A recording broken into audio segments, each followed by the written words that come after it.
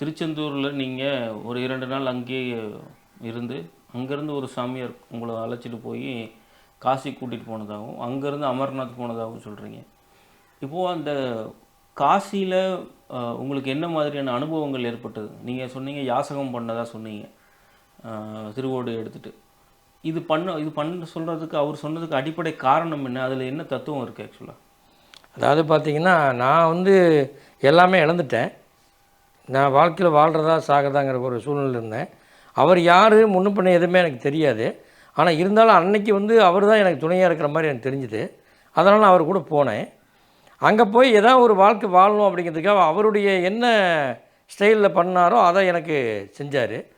சரி, அந்த இடத்துல நான் நினச்சிக்கிட்டேன், நான் இந்த இடத்துக்கு வந்து நான் இப்படி தான் யாசகம் பண்ணணும் அப்படிங்கிற ஒரு கடமை இருந்திருக்கு, அதனால் நம்ம பண்ணணும் அப்படின்னு சொல்லி காசியில் கங்கையில் குளிச்சுட்டு நான் யாசகம் எடுத்தேன்.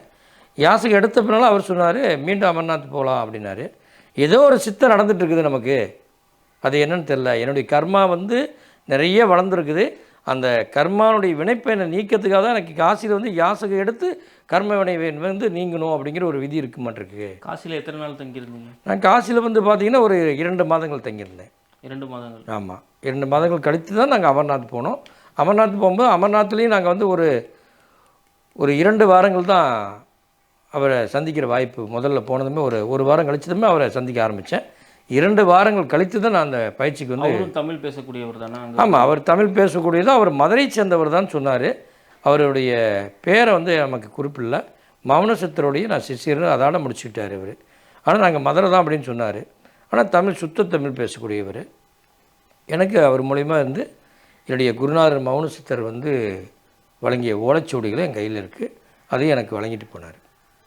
இந்த அமர்நாத் பகுதியில் நீங்கள் போகக்கூடிய காலகட்டம் இருந்ததில்ல, காசி டு அமர்நாத் நீங்கள் என்ன இதில் போனீங்க? இல்லை, அதாவது என்ன சொல்லுவேன், ஏதோ இங்கேருந்தோ அங்கே போவோம் அப்படிங்கிற எண்ணத்தில் தான் நான் போனேன். எந்த ஒரு இதுவுமே நான் தெரிஞ்சு இந்த மாதிரி சாதிக்கணும், இதை எதாவது பண்ணணும் அப்படிங்கிற இடத்துல நான் போகவே கிடையாது. நான் எதோ வாழணும், எப்படி வாழ்கிறது, ஏதோ இந்த இடத்த போய் பார்ப்போம் அப்படிங்கிற ஒரு ஆர்வத்தில் போனது தான். ஆனால் அங்கே என்ன நடக்குது, என்ன நடக்க போகுதுன்னு எனக்கு எதுவுமே தெரியாது. ஆனால் அங்கே போனதுனால தான் எனக்கு மிராக்கலாக நடந்தது. அதை பார்க்கும்போது எனக்கே ஏதோ ஒரு புண்ணியத்தில் தான் நம்ம அங்கே வந்திருக்கிறோம். அப்போ கடவுளாக நம்மளை வழிகாட்டி தான் கொண்டு வந்துருக்கிறாரு. ஏன்னா இவ்வளோ பிரச்சனை அடையலைன்னா நம்ம இவ்வளோ பொறுமையாக மாட்டோம். ஏன்னா நான் பயங்கரமான கோபக்காரன். அப்போ கோபத்தை வந்து நான் தடுத்து நான் வெளியே வரணும் அப்படின்னா இந்த மாதிரிலாம் இருந்தால் தான் நான் வரணுங்கிறது அதை கடவுளாக எனக்கு விதிச்சு பட்டிருக்குது அப்படின்னு நானே புரிஞ்சுக்கிட்டு நான் கோவப்படுறதை விட்டு பொறுமையாக இருக்க ஆரம்பித்த உடனே எனக்கு அந்த பாக்கிங் கிடச்சிது. நான் விட்டு கற்றுக்கிட்ட உடனே ஒரு குறைஞ்ச பார்த்தீங்கன்னா 1.5 மாதம், மொத்தமாக 2 மாதம் அமர்நாத்தில் இருந்தேன், அவ்வளோதான். அதுக்கு பின்னால் நான் கிளம்பிட்டேன், அங்கே இருக்கவே இல்லை. அவர் அங்கேயே இருந்துட்டார் சாமியார். நீங்கள் கிளம்புங்கப்பா, நான் அங்கேயே இருக்கிறேன் அப்படின்னு சொல்லிட்டு அவர் இருந்துட்டார். நான் கிளம்பி வந்துட்டேன். அவருடைய எந்த தொடர்பும் வைக்க இல்லை, கிடைக்கல. அவருடைய செல்ஃபோன் நம்பர் கொடுத்துருந்தாரு, நான் அதிலேருந்து தொடர்பு கொண்டேன். ஆனால் ஒரு டைம் கூட நான் பேச முடியல. அந்த ஃபோன் வந்து அவுட் ஆஃப் ஸ்டேஷன் ஆகிடுச்சு. அதுக்கு பின்னால் எந்த தொடர்பும் கிடையாது. அவர் வந்து கைலாயமலை போயிட்டார், அந்த சீடர். இதுக்கு பின்னால் எனக்கு என்ன எதுன்னு தெரியாது. நான் வந்து அடுத்து வந்து நான் இங்கே பயிற்சி பண்ணேன், ரியல் எஸ்டேட் வியாபாரம் பண்ணேன், சில விஷயங்கள்லாம் பண்ணேன். எனக்கு ஈஸியாக நினச்சதெல்லாம் நடந்தது. சக்ஸஸ் பண்ணி நல்ல ஒரு நிலைக்கு வந்துட்டேன். வந்தனால சரி, மக்களுக்கு நம்ம மாதிரி யாராவது ஒரு மனிதன் வாழ்க்கையில் பாதிக்கப்பட்டானா அவனுடைய உயிரை அனாவசியமாக போயிடும். அதனால் எல்லாருக்கும் இந்த பயிற்சி எடுத்தாங்கன்னா அவளுடைய ஆயுள் நல்லாயிருக்கும், வாழ்க்கை நல்லாயிருக்கும். அதெல்லாம் குருநாதர் சொன்ன கடமையை நம்ம நிறைவேற்றுவோம் அப்படிங்கிறனால தான் இந்த பயிற்சியை எல்லாருக்கும் நான் கொடுக்க ஆரம்பித்தேன். நீங்கள் அமர்நாத்திலேருந்து நேரடியாக கிளம்பி வந்தது எங்கே வந்து கண்டினியூ பண்ணீங்க? எந்த சார்? நாங்கள் நேரடியானா அமர்நாத்லேருந்து பம்பாய் போயிட்டு நான் பம்பாயிலேருந்து நான் ஃப்ளைட் வழியாக வந்துட்டேன். எங்கே? ஈரோடு வந்துட்டீங்க? கோயம்புத்தூர் வந்து இறங்கி. கோயம்புத்தூர் வந்துட்டு. கிறிஸ்தவர்களின் கடவுளை நம்பக்கூடிய இயேசு வந்து கிரியா யோகா வந்து கற்றுக்கிட்டாரு, அங்கே வந்து கற்றுக்கிட்டாருன்ற மாதிரி நீங்கள் சொன்னீங்க. சில ஹிந்துக்கள் சொல்வதை நம்மளால் பார்க்க முடியுது, அவர் வந்து மகாவதார் பாபாஜியோட கிட்ட வந்து சிவதீட்சை வாங்கினாருன்னு ஒரு தியரி சொல்கிறாங்க. நம்மளுக்கும் பைபிளில் ஒரு விஷயம் இருக்குது, ஒரு குறிப்பிட்ட காலகட்டம் வந்து அவர் எங்கே போனார், என்ன பண்ணிகிட்டு இருந்தாருன்னு அந்த குறிப்பிட்ட ஒரு காலகட்டம் வந்து எங்கே இருக்குன்னு பைபிள்லேயும் கிடையாது ஆக்சுவலாக. இப்படி ஒரு தியரி இருக்கக்கூடிய சூழ்நிலையில் இந்த விஷயத்தை எந்த அளவுக்கு உண்மை, இது நீங்கள் சொன்னதை அந்த கிரியா யோகா கற்றுக்கிட்டதாக இருக்கட்டும், இவங்க சிவதீட்சை வாங்கினதுன்னு சொன்னதாக இருக்கட்டும், அப்படி இங்கேருந்து அவர் சிவதீட்சையை வாங்கிட்டு அங்கே போயிருந்தால் அங்கே சிவ வழிபாடும் ஹிந்து மத சனாதன தர்ம வழிபாடும் இருந்திருக்கணும். அது இல்லாமல் அங்கே ஒரு வேற ஒரு வழிமுறையும் கல்ச்சரும் அங்கே வந்து இருக்குது. இதுக்கு அடிப்படை காரணம் என்னவாக இருக்கும்னு நினைக்கிறீங்க? அதாவது பார்த்திங்கன்னா, மதங்கள் வந்து இயேசுநாதர் இருக்கும்போதே மாறிடுச்சு. சில மதங்கள் எல்லாம் மாறி ஜாதியினுடைய அடிப்படைக்கு போயிடுச்சு. அப்போ ஜாதியினுடைய அடிப்படைக்கு போகும்போது இவங்க வந்து இயற்கையாகவே நாணம் பெற்றவர்கள் இவர்களாம். பிறப்பிலேயே இவர்கள்லாம் வந்து நாணம் உண்டு. இயேசுநாதருக்கு இருக்கட்டும், நபிகள் நாயகமாக இருக்கட்டும், அதே மாதிரி இந்து மதத்தில் பாபாஜியாக இருக்கட்டும், 3 பேர்த்துக்குமே வந்து இயற்கையிலேயே வந்து பிறப்பிலேயே நாணம்னு சொல்கிறது. நம்ம வள்ளலார் ஐயா மாதிரி அந்த பிறப்பு நாணத்துலேருந்து இவர்களுக்கு வந்து சித்தர்கள் முனிவர்கள் வந்து வாய்ப்பு கிடைச்சது பெரிய ஒரு அரிது. அப்போ அப்படி ஒரு அரிதான ஒரு காலகட்டத்தில் இவங்களுக்கு கிடைக்கும்போது அங்கே போய் அவங்க இதை கற்றுக்குறாங்க. கற்றுக்கிட்ட பின்னால் ஒரு கட்டத்துக்கு வரும்போது முடிவு பண்ணுறாங்க, இதை வந்து நாட்டு மக்களுக்கு எல்லாமே போகணும். அப்படிங்கும்போது நம்ம 3ஆக பிரியணும், அப்போ தான் மாற்ற முடியும் அப்படின்னு சொல்லி ஒவ்வொரு இனத்துக்கும் ஒவ்வொரு மாதிரி அவங்க பிரிகிறாங்க. அப்போ இந்து மதத்துக்கு வரும்போது கடவுளே வேண்டான்னு சில மனிதர்கள் இருக்கிறாங்க ஆப்போசிட்டாக. இப்போ அவங்களுக்கு தகுந்த மாதிரி ஒருத்தர் பிரியணுங்கிற மாதிரி அவங்களுடைய மாற்று இதுக்காக மாறுறாங்க. அப்போ தான் வந்து இயேசுநாதர் வந்து அந்த இடைப்பட்ட நாளில் போயிட்டு வந்த பின்னால் இந்த பயிற்சி எப்படி கொடுக்கணும் அப்படிங்கிறத ஒரு விதத்தில் அவர் கொடுத்தாரு. சாத்தான்கள் வந்து எனக்குள்ளே வந்து 2 சாத்தான்கள் குடி உண்டுள்ளது. அப்போ அந்த சாத்தானை வெளியேற்றினா என்ன அப்படிங்கிறத அவர் வந்து இந்த கர்மாவை அற்புதமாக வந்து பரிபாஷையில் கொடுத்தாரு. அது யாருக்கு புரியாத மாதிரி பரிபாஷையில் கொடுத்தாரு. அப்போ மந்திரமும் ஒன்று கொடுத்தாரு. என்ன மந்திரம் கொடுத்தாருன்னா,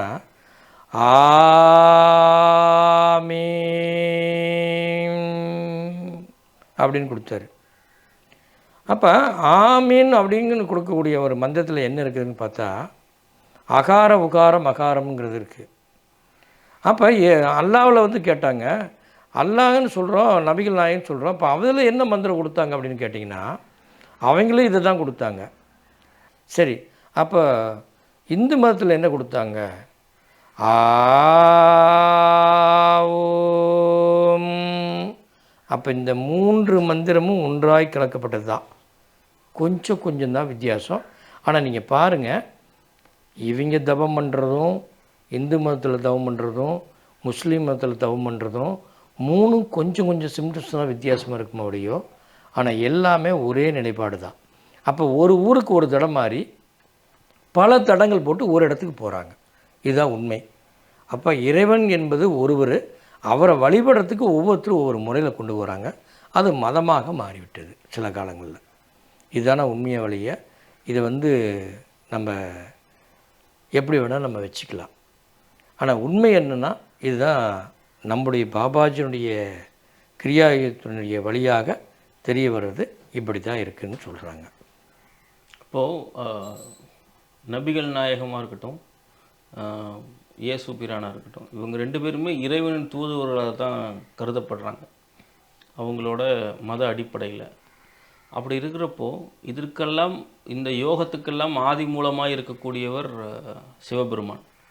அப்போ அந்த சிவபெருமானோட எந்த ஒரு மத வழிபாடுகளுமே இவங்க இங்கேருந்து நீங்கள் சொன்ன மாதிரி கற்றுட்டு போயிருந்துருக்கிற டைமில் சிவ வழிபாடையும் கூடவே சேர்த்துல அதை கொண்டு போயிருக்கணும். மத்திய கிழக்கு நாடுகளில் இல்லை, அதை பார்த்தீங்கன்னா நீங்கள் சொல்கிறது ரைட்டு தான். சிவ வழிபாட்டோடு செஞ்சால் பரவாயில்ல அப்படின்னு நீங்கள் சொல்ல வரீங்க. அது வந்து ஒரு யோகத்தோட ஆதி மூலம் யாருன்னா சிவபெருமான் இருக்கார், எல்லா யோகத்தோட. நிச்சயமாக. அப்போது இவங்க இங்கேருந்து அந்த முறையை எடுத்துகிட்டு போயிருந்தா சிவன் மேலே இருக்கக்கூடிய பற்று இருக்குல்ல, அந்த பற்றும் அங்கே போயிருக்கணும் இல்லையா? நிச்சயம் போகலையே. அதுக்கு என்ன காரணம்? அதாவது சிவத்தன்மையோடு இருந்த விஷயத்தை வந்து இப்படி வந்தது முனிவர்கள் மூலிமா வந்தது. இதை நம்ம சிவத்தன்மைன்னு சொல்கிறோம். சிவம்னா எங்கே இருக்குது? சிவன் சொல்லிட்டோம். சிவன் யார் அப்படின்னு கேட்கும்போது சிவன் வந்து நம்ம உடல் அப்படின்னு சொல்கிறோம். அப்போ இந்து மதத்தில் சிவனுங்கிறது நமக்குள்ளே உடலுக்குள்ளே நமக்குள்ளே ஒரு தன்மை இருக்கிறது பேர் தான் சிவத்தன்மைன்னு சொல்கிறோம். அப்போ நம்ம மதத்தில் நம்ம இப்படி சொல்கிறோம், அவங்க மதத்தில் அப்படி சொல்கிறாங்க.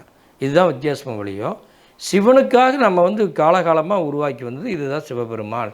திருநீர் பூசணும், நம்ம பூஜை புனஸ்காரங்கள் பண்ணணும், இப்படியெல்லாம் ஒவ்வொரு ஐதீகத்தை நம்ம கொண்டு வந்தோம் இந்து மதத்தில். இப்போ அவங்களுடைய மதத்தில் அந்த மாதிரி ஒரு பூஜை புனஸ்காரங்களை மாற்றி கொண்டு போயிட்டாங்க.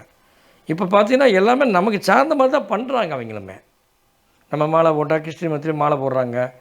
அப்போ அது தமிழ்நாட்டில் மட்டும்தான் பார்க்க முடியுது அந்த மாதிரி. ஆமாம், அந்த மாதிரி பண்ணுறாங்க. அதனால் ஒவ்வொரு நாட்டுக்கும் தகுந்த மாதிரி அந்த பரிமாணங்கள் இருக்கும். இங்கே தமிழ்நாட்டில் பெரும்பான்மையான கிறிஸ்தவர்களும் இஸ்லாமியர்களும் தங்கள் பூர்வீகமாக இங்கே இருந்த இந்தியர்கள், அப்போ இந்தியர்கள்னாவே இங்கே பூர்வீகமாக அவங்களாம் ஹிந்துக்களாக இருந்து அதன் பின்னால் வேற்று மதத்தின் வழிபாடுகளை கடைபிடிக்க சென்றவர்களாக இருக்கிறாங்க.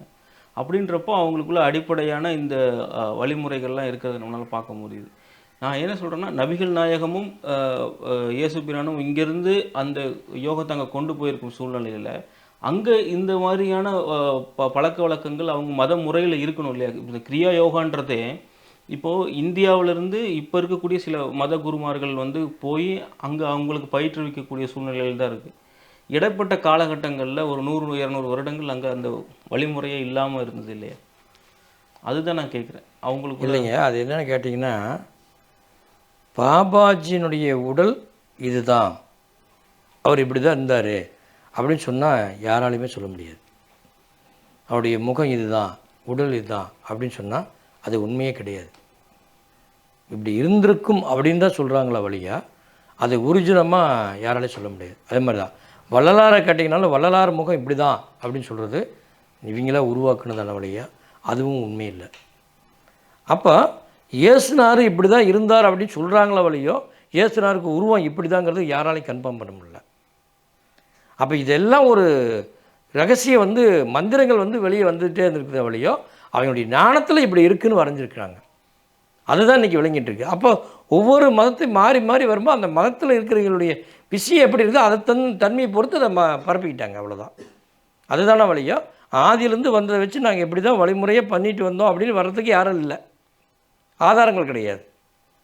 இப்போ நம்ம வள்ளலாரை கேட்குறோம், வள்ளலாருடைய முகம் எப்படி இருக்குது அப்படின்னு சொன்னால் அவருடைய முகமே அப்படி இல்லைங்கிறாங்க. அதை முடிவு பண்ண முடியல. அப்போ ஒரு ஞான ஒளியாகவே திகழக்கூடியவர் ஒரு வள்ளலாருக்கு உடலே இல்லைங்கிறாங்க.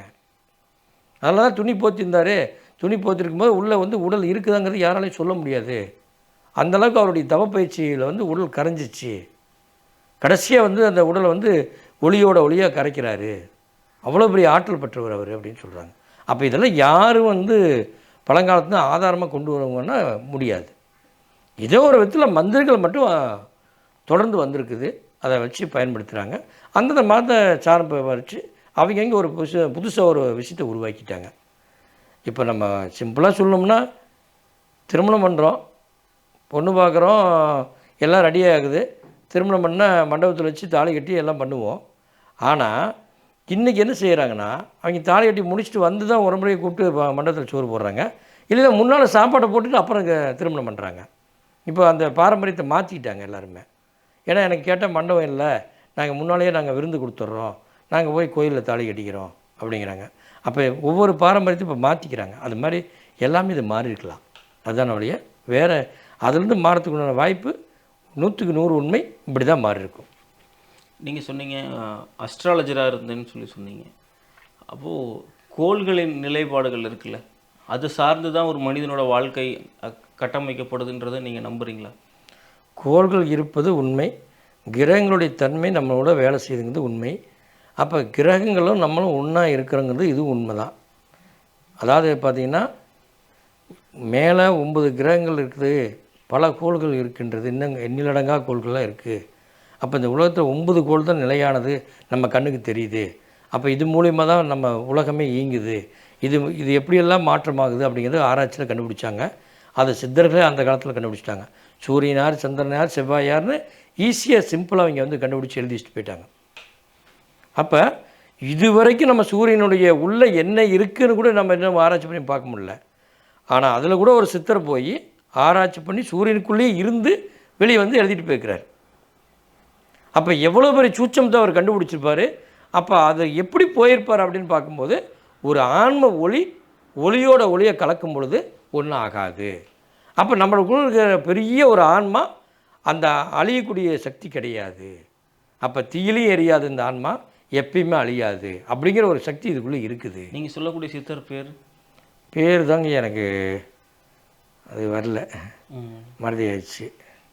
இப்போது கோள்களில் நம்ம வந்து பார்க்குறோம், அஸ்ட்ராலஜி படி 7 கோள்கள் 2 வந்து நிழல் கிரகமாக நம்ம வந்து பார்க்கப்படுது. இதோட சுழற்சி முறையில் ஏற்படக்கூடிய விளைவுகள் தான் கர்மாவாக அவங்க வாழ்க்கையில் வந்து ரிஃப்ளெக்ட் ஆகுது.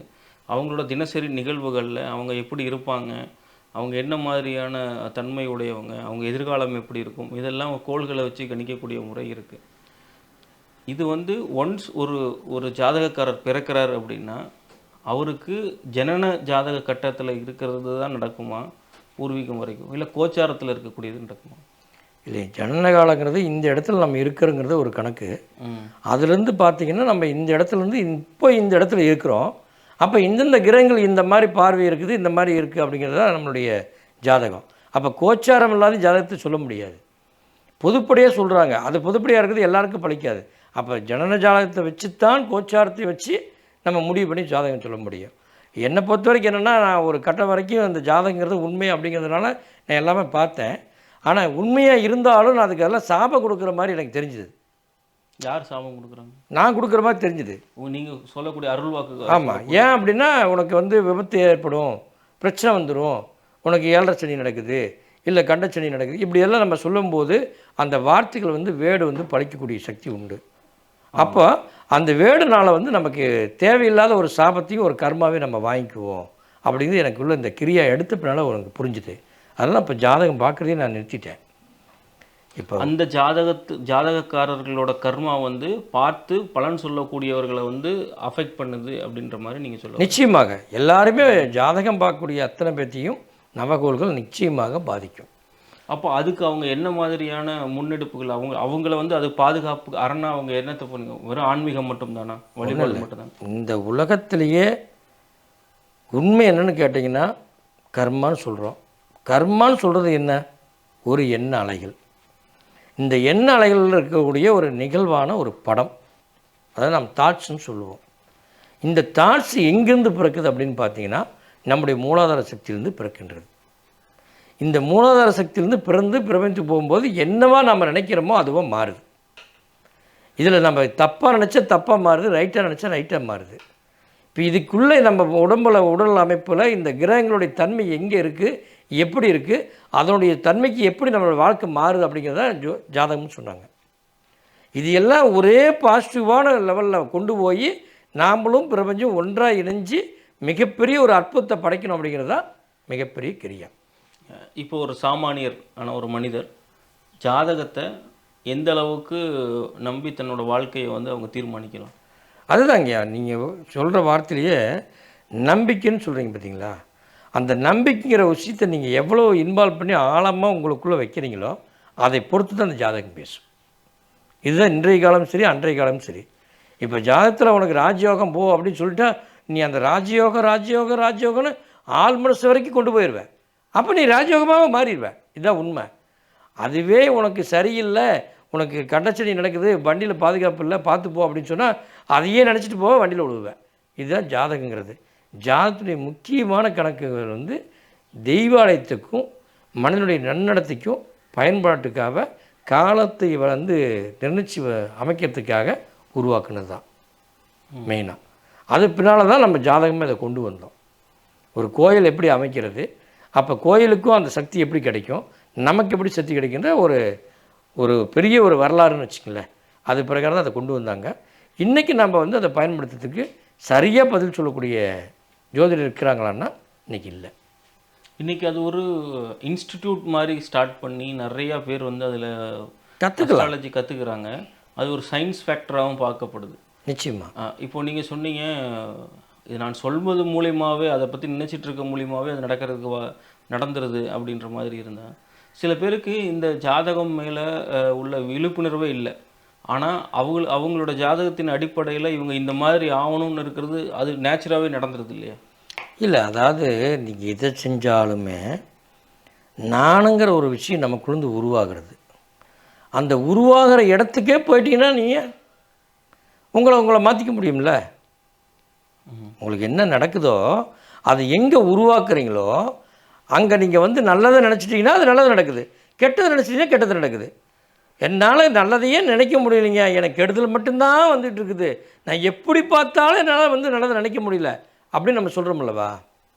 அதை எப்படி மாற்றிக்கிறதுங்க அப்படின்னா, நான் வந்து அந்த பயிற்சி பண்ணேன், இப்போ கெடுதலையே நினச்சாலும் எனக்கு தோணல அப்படின்னு சொல்கிறதாங்க கிரியா.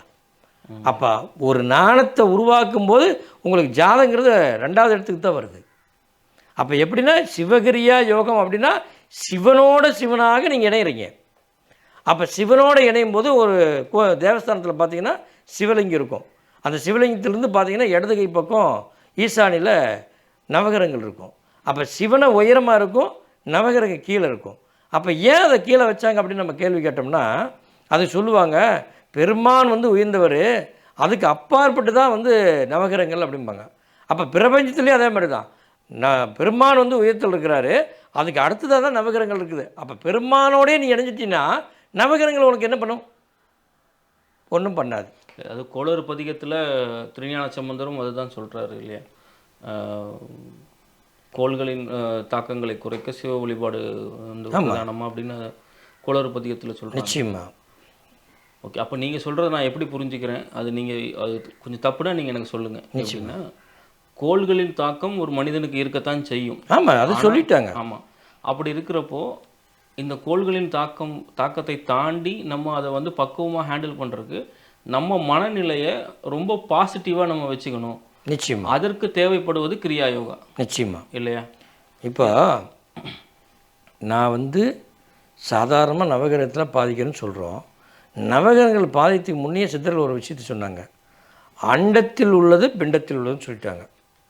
அப்போ அண்ட வேறு கிடையாது, பிண்ட வேறு கிடையாது, அண்டமும் பிண்டமும் ஒன்று தான். அப்போ இந்த பஞ்சபூதமும் ஒன்று தான், நம்மளும் ஒன்று தான். அப்போ இதுக்குள்ளே இயக்கம் தானாக அது இயங்கிட்டு இருக்குது, அதுக்குள்ளே நம்ம வாழணும். அப்போ வாழக்கூடியதில் ஒரு தாட்ஸுக்கிறது ஒரு கர்ம வினைன்னு சொல்லிட்டோம். அந்த கர்ம வினையை எப்படி கர்ம யோகமாக நம்ம மாற்றிக்கொள்வது தான் இந்த கிரியா யோகம். நீ கர்ம யோகமாக நீ மாற்றிட்டினாவே உன்னுடைய வாழ்க்கை ஆனந்தமாக மாறிடும். அப்போ கிரகங்கள் எல்லாமே உனக்கு யோகத்தை கொடுத்துரும். அதை தான் சொன்னாங்க, தியானம் பண்ணால் யோகம் வரும், அவன் யோகி அப்படின்னா. அப்போ யோகியாக இருப்பவர்கள் கொஞ்ச நாளில் ஞானியாக மாறுவாங்க. அப்போ சாதாரண மனிதனுக்கு தியானம் பண்ணும்போது எல்லா சொத்துக்களும் சேரும், அவன் நினச்சதெல்லாம் அடைவான். அந்த சந்தோஷ பிரியத்தில் ஆனந்தமாக இருக்கும்போது பேராசைக்கு போகாமல் பேரானந்தத்துக்கு அவன் போயிட்டானா அவன் ஞானி. இதுதான் உண்மை. அதை புரிஞ்சிக்க முடியாமல் நிறைய சொத்தை சேர்த்திட்டே நம்ம பேரானந்தம் பெற்றோம். இதுதான் இன்றைக்கி நாட்டில் நடந்துகிட்ருக்குது. அப்போ நம்ம ஒரு தவம் பண்ணால் நம்ம பேராசையை விட்டுட்டு பேரானந்தமாக வாழணும்னு நினச்சிட்டோம்னா அந்த பேரின்பத்தை பிடிக்கணும். அதுதான் மிகப்பெரிய ரகசியம். அதை நம்ம பிடிக்கிறது தான் இந்த கிரியாயோகத்தில் அப்படி ஒரு அற்புதம் உள்ள அடங்கியிருக்கு. இப்போது குடும்ப வாழ்க்கை முறையில் நிறையா பேர் இருக்கிறாங்க. திருவாசகத்திலே வந்து பாசமாம் பற்றறுத்து பாரிக்கும் மாரியணின்னு சொல்லி பற்றை அறுக்கணும் அறுப்பவன் சிவபெருமான்னு இருக்குது. இப்போது இந்த கிரியா யோகம் அப்படின்னு ஒருத்தவங்க எடுக்கிறவங்க குடும்ப வாழ்க்கை முறையில் இருக்கவங்களும் அதை வந்து ப்ராக்டிஸ் பண்ணலாமா, இல்லை துறவு மனப்பான்மை இருக்கக்கூடியவங்க தான் அதை பண்ண முடியுமா? ஐயா, இது வந்து ஆரம்ப காலகட்டத்தில் பார்த்திங்கன்னா இது துறவைகளுக்கு மட்டும்தான் அப்படிங்கிற மாதிரி காலப்போக்கில் இருந்த கிரியா யோகம். இது சிவபெருமாளும் பார்வதி தான் கொடுக்கப்பட்ட யோகம். அப்போ அவங்களே ஒரு குடும்பமாக இருந்து தான் கொடுத்துக்கிறாங்க. துறவைகளுக்கு மட்டுமே இதை பயன்படுத்திக்கிறாங்க. பாபாஜி இந்த கலையை கற்றுக்கொண்ட பின்னால் தான் அவர் சொல்கிறாரு, இது சம்சாரிக்கும் கொடுக்கலாம், ஒரு சம்சாரி எடுக்க வேண்டிய ஒரு கலை இது. அப்போ ஒரு நல்ல சமுதாயம் பிறக்குது, இந்த அற்புதமான ஒரு கலையை வந்து சமுதாயம் வந்து எடுத்துக்கிச்சு அப்படின்னா இந்த நாடு செழிப்போடு நல்லா இருக்கும் அப்படிங்கிற ஒரு நோக்கத்தில் தான் அவர் வந்து சம்சாரி எடுக்கலான்னு சொல்லி அதிலிருந்து தான் மாற்றப்பட்டது. இப்போ சம்சாரிகளாக இருக்கிறீங்க, நானும் சம்சாரி தான். இப்போ எனக்கு 2 குழந்தைகள் இருக்குது, சம்சாரி தான். என்னுடைய வாழ்க்கை சந்தோஷமாக போயிட்டுருக்குது. அப்போ ஒரு சம்சாரினால் இருந்து எல்லாருமே என்கிட்ட வந்து பயிற்சி எடுத்து எத்தனை பேரும் சம்சாரி தான். அப்போ சம்சாரியில் எடுக்கணுங்கிறதா என்னுடைய நோக்கமே வழியாக வேறு தவறானது கிடையாது. தாராளமாக எடுத்துக்கலாம். இன்றைக்கி இருக்கக்கூடிய மாடர்ன் இவ்வளோ ஏஜில் மொபைலில் அடிக்ஷனானவங்க நிறைய பேர் இருக்கிறாங்க. இளம் தலைமுறையினர் வந்து ஒரு தொழில் முனைவோராக வர்றதுக்கு அவ்வளோ கஷ்டப்படுறாங்க. இதுக்கு நடுவில் மன உளைச்சல் அதிகமாக இருக்குது.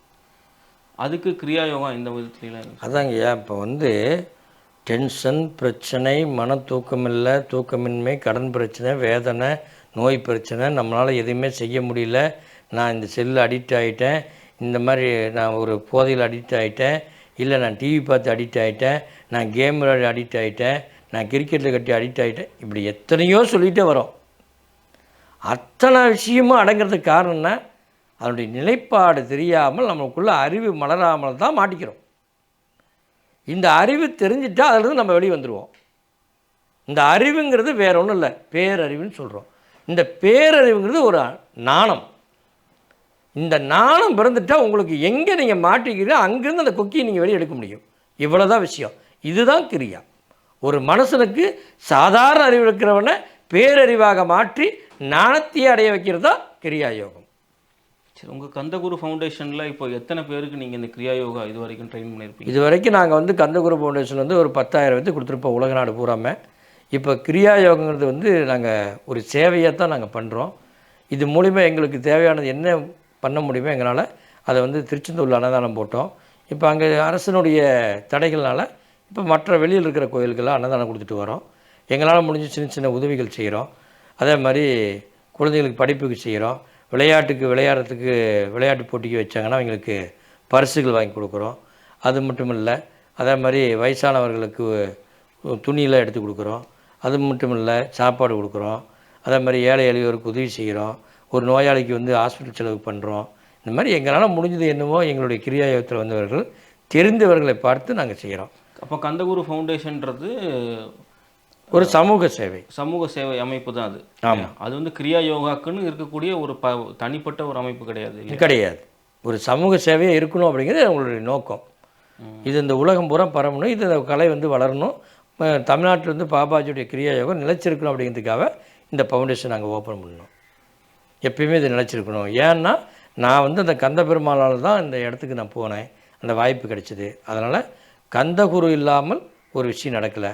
அதனால் கந்தகுரு ஃபவுண்டேஷன் திருச்செந்தூர் முருகன் பேர் தான் நாங்கள் வச்சு நிறுவனமாக பண்ணுறோம். உங்களோட எதிர்கால இந்த இலக்கை நாங்கள் அடையணும், இதை நோக்கி நாங்கள் ட்ராவல் பண்ணுறோம், இந்த மாதிரி ஒரு சமூகம் இந்த மாதிரியான கட்டமைப்புக்கு என்ன உழைக்கிறோன்ற மாதிரி நாங்கள் நிறைய செய்யணும்னு ஆசைப்பட்றோம். நிறைய வருமானங்கள் வரும்போது ஃபவுண்டேஷன் மூலமாக இன்னும் எங்களால் முடிஞ்ச ஒரு இலவசமான ஒரு தியான யோகம் மையம், அதே மாதிரி அது மூலிமா எல்லா விதமான மருத்துவமனைகள் இதில் அமைச்சு இலவசமாக கொடுக்கறதுக்கு உண்டான முயற்சிகளை ஏற்பாடு பண்ணுறது என்னுடைய நோக்கம். அதுக்குள்ள முயற்சிகள் நடந்தால் நிச்சயமாக நாங்கள் செய்வோம். இப்போது பாடலாசிரியர் பா. விஜய் உங்ககிட்ட அதன் மூலிமா அவருக்கு ஒரு வாழ்க்கை மேம்பாடு அடைஞ்ச நிலை வந்திருக்கு அப்படின்னு சொல்லி ஒரு வீடியோ போட்டிருந்தாரு. அதோட விஷயங்கள் பற்றி கொஞ்சம் சொல்லுங்கள். அதாவது பா. விஜயை உடல்நலம் சரியில்லை அப்படிங்கிற ஒரு சூழ்நிலை, அவருக்கு என்ன செய்ய தெரியாமல் அவர் ஒரு கட்டத்தில் கால் பண்ணி இந்த மாதிரி கிரியா யோகத்தை நான் கற்றுக்கணும்னு கேட்டார். அதே மாதிரி கற்றுக்கலாம் அப்படின்னு சொல்லியிருந்தேன். அப்புறம் நான் தனிப்பட்ட முறையாக எடுக்கிறீங்கன்னாரு. சரி வாங்க அப்படின்னு சொல்லியிருந்தேன். ஈரோட்டில் நம்ம ஹோட்டலில் தான் கொடுத்தோம். ஒருத்தர் தான் அவர் கூட ஒரு நண்பர் வந்திருந்தாங்க, 2 பேர் வந்திருந்தாங்க. நாங்கள் பயிற்சி கொடுத்தோம். அப்போ அவருக்கு உடம்புல சில பிரச்சனைகள் இருக்குது, இந்த மாதிரிலாம் தொந்தரவு இருக்குது.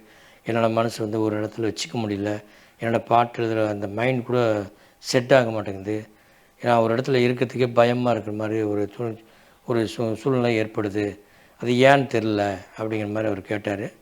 நான் சொன்னேன், அது ஒன்றும் இல்லை, உடம்பில் நோய்கள் ஏதாவது ஆரம்பிக்கும் பொழுது தான் இந்த மாதிரி பிரச்சனைகள் வரும். அதனால் பயந்துக்க வேண்டிய அவசியம் ஒன்றும் இல்லை. நீங்கள் கிரியா எடுத்தப்பனால மிகப்பெரிய மாற்றமாகலாம். இந்த தொழிலை மீண்டும் நீங்கள் உலகம் பூரா பரப்பலாம். அதனால் நீங்கள் பயந்துக்க வேண்டிய அவசியம் இல்லை, நீங்கள் கிரியாவை கற்றுக்குன்னு சொன்னேன். அதே மாதிரி அவங்க கிரியாவை எங்கிட்ட கற்றுக்கிட்டாங்க. பயிற்சி கொடுத்தப்பனால ஒரு சில மாதங்கள்லேயே அவர் நல்ல ஒரு ஆரோக்கியத்துக்கு வந்துட்டார். அதுக்கு பின்னால் என்கிட்ட தொடர்பில் இருந்துகிட்டே இருந்தார், பேசிகிட்டே இருந்தார். குறிப்பிட்ட நாளில் நான் இந்த மாதிரி எனக்கு பாட்டு எழுதுகிற ஒரு வாய்ப்பு கிடச்சிருக்குதுங்கன்னு சொன்னார். ரொம்ப சந்தோஷப்பட்டேன். அதுக்கு பின்னால் இந்தியா டுடேவுக்கு பாட்டு எழுதியிருந்தார். அந்த பாட்டு கூட சிறப்பாக இன்றைக்கி உலகத்தில் ஃபேமஸ் ஆச்சு. நான் சொன்னேன், என்றாவது ஒரு நாள் உலகத்தில் இன்னும் ஃபேமஸ் ஆகக்கூடிய வாய்ப்பில் நிறைய இருக்குது, நீங்கள் கிரியா தொடர்ந்து பண்ணிட்டு வாங்கன்னு சொல்லியிருந்தேன். அந்த மாதிரி இப்பயும் அவர் பண்ணிகிட்ருக்கிறாரு, நம்மளுடைய தொடர்பில் இருக்கிறாரு.